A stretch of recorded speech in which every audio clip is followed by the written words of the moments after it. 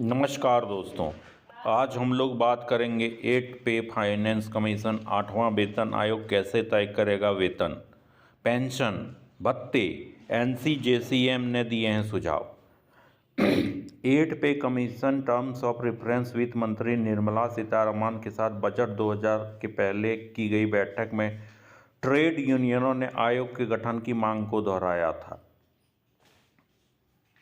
इसमें से अब देखिए कि लंबे वक्त से उठ रही 8वें वेतन आयोग की गठन की मांग मानते हुए केंद्र सरकार ने बजट 2025 के पहले इसका ऐलान कर दिया था। केंद्रीय कर्मचारी और पेंशनधारियों को इससे राहत की उम्मीद है।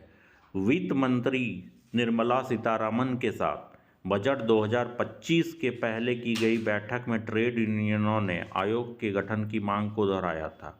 भारतीय मजदूर संघ के संगठन सचिव उत्तरी क्षेत्र पवन कुमार ने ऐसी ही एक बैठक में आयोग के तत्काल गठन की मांग की थी। अब National Council of Joint Consultative Machinery NCJCM ने केंद्र सरकार को 8वें वेतन आयोग के टर्म्स ऑफ रेफरेंस के लिए सुझाव दिए हैं।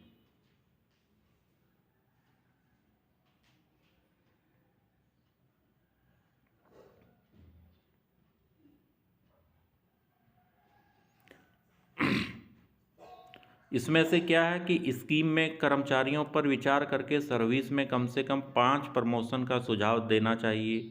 केंद्रीय कर्मचारियों को ऊपर दिए गए मामलों में अंतरिम राहत के लिए फौरन प्रबंध करना चाहिए। वेतन और पेंशन के साथ विलय के लिए डियरनेस अलाउंस रिलीफ के अनुपात को तय करना चाहिए। 7वें वेतन आयोग की कमियों को सुधारना चाहिए जिनके बारे में सूचित किया गया है। मौजूदा पेंशन, डेथ कम रिटायरमेंट, ग्रेच्युटी, पारिवारिक पेंशन जैसे बेनिफिट के में सुधार करना चाहिए। हर 5 साल पर पेंशन बढ़ाने के संसदीय स्टैंडिंग कमेटी के सुझाव को मानना चाहिए। सीसीएस पेंशन रूल 1972 के तहत पेंशन स्कीम में 1 नवंबर 2004 के बाद भर्ती हुए कर्मचारियों के लिए बदलाव करना चाहिए।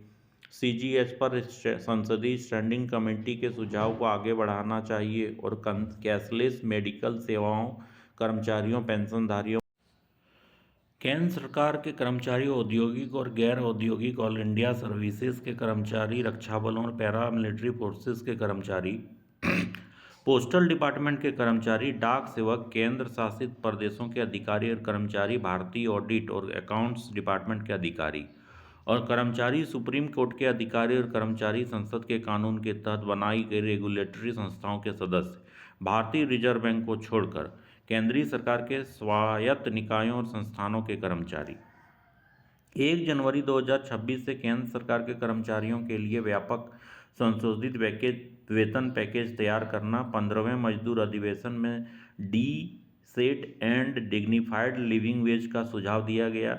कमीशन वेतन का ढांचा, बेनिफिट, फैसिलिटीज़, रिटायरमेंट बेनिफिट्स वगैरह तय करेगा ताकि सुझाव के हिसाब से न्यूनतम वेतन तय किया जा सके।